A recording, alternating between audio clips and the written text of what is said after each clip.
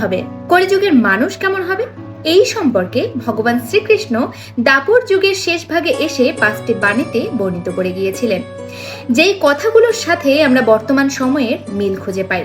তো আজকের ভিডিওতে চলুন জেনে নেই ভগবান শ্রীকৃষ্ণ কলিযুগ সম্পর্কে আসলে কি বলেছিলেন। তো চলুন শুরু করা যাক। কুরুক্ষেত্রের যুদ্ধ শেষে পঞ্চপাণ্ডব একদিন ভগবান শ্রীকৃষ্ণের কাছে গিয়ে জানতে চাইলেন কলিযুগ কেমন হবে। তখন ভগবান শ্রীকৃষ্ণ পঞ্চপাণ্ডবকে একটি জঙ্গলের ভিতরে নিয়ে যায় এবং সেখান থেকে 5টি ভিন্ন পথে তাদের 5 ভাইকে যেতে বলে এবং ফিরে আসার পর তারা কে কি দেখলো সেটা ভগবান শ্রীকৃষ্ণকে জানাতে বলে। এই কথা শুনে যুধিষ্ঠির একটি পথ ধরে হাঁটতে লাগলেন। কিছুক্ষণ হাঁটার পর তিনি একটি অদ্ভুত হাতি দেখতে পেলেন, যে হাতিটির ছিল 2টি শুঁড়। এটা দেখে তিনি খুবই আশ্চর্য হলেন এবং এসে তিনি ভগবান শ্রীকৃষ্ণকে সেই সম্পর্কে জানালেন।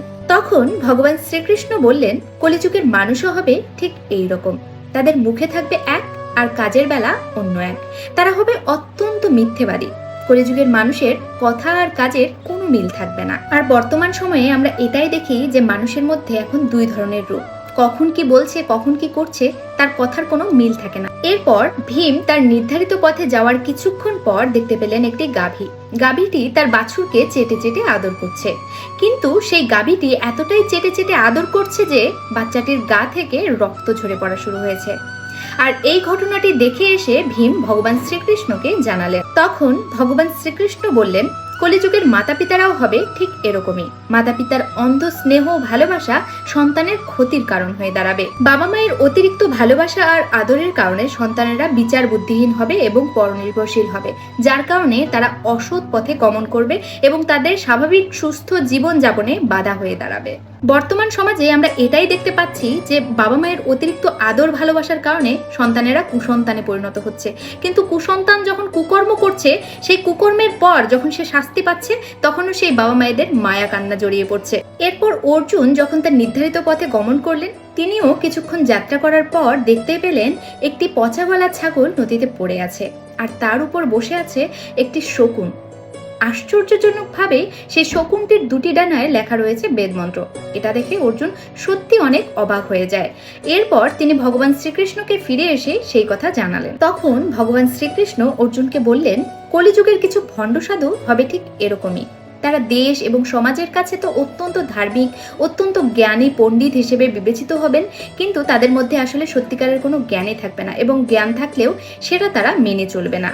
আর তাদের মানসিকতা হবে ঠিক শকুনেরই মতো। আর বর্তমান সমাজে আমরা এটাই দেখতে পাচ্ছি, উচ্চ উচ্চ পর্যায়ে যারা সাধু বিজ্ঞ ব্যক্তিগণ রয়েছে তারা ভিতরে ভিতরে স্বার্থপর এবং চাটুকার। এরপর নকুল তার পথে যাওয়ার কিছুক্ষণ পর দেখতে পেলেন পাহাড় থেকে একটি বিশাল আকৃতির শিলাখণ্ড নিচে গড়িয়ে গড়িয়ে পড়ছে, কিন্তু সেই পাথরটিকে কোনো বড় বৃক্ষও আটকাতে পারছে না।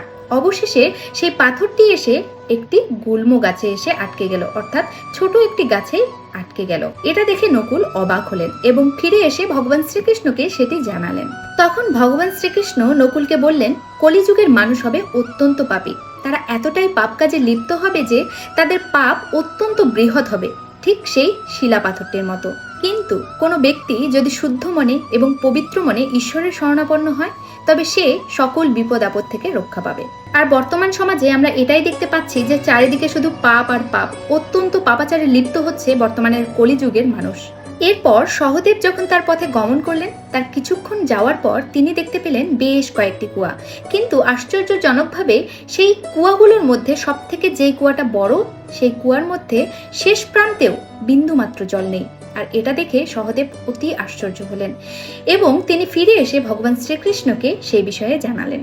তখন ভগবান শ্রীকৃষ্ণ সহদেবকে বললেন কলিযুগের মানুষের বাড়ি হবে অত্যন্ত বৃহৎ, কিন্তু সেই বাড়িতে ভগবানের জন্য বিন্দুমাত্র জায়গা হবে না। তাদের ধন সম্পদ অতিমাত্রায় থাকবে, কিন্তু তাদের মনে ঈশ্বরের জন্য ভক্তিটুকু থাকবে না। আর ধনী ব্যক্তিরা গরিবদের উপর অত্যন্ত নির্যাতন চালাবে, গরিবরা কোথাও জায়গা পাবে না, তারা সব সময় সব জায়গায় হবে অবহেলিত।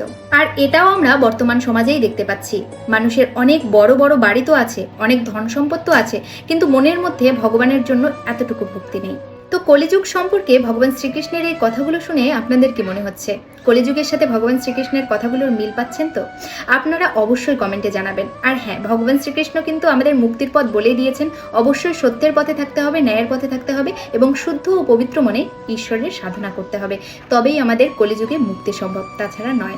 এই ভিডিওটি অবশ্যই সকলের সাথে শেয়ার করুন যেন সকলেই এই বিষয়গুলো জানতে পারে। আর হ্যাঁ, এরকম আরও অনেক ভিডিও পেতে অবশ্যই পেজটি ফলো করে সাথে থাকবেন আর ইউটিউবের চ্যানেলটি সাবস্ক্রাইব করে রাখবেন। হরে কৃষ্ণা।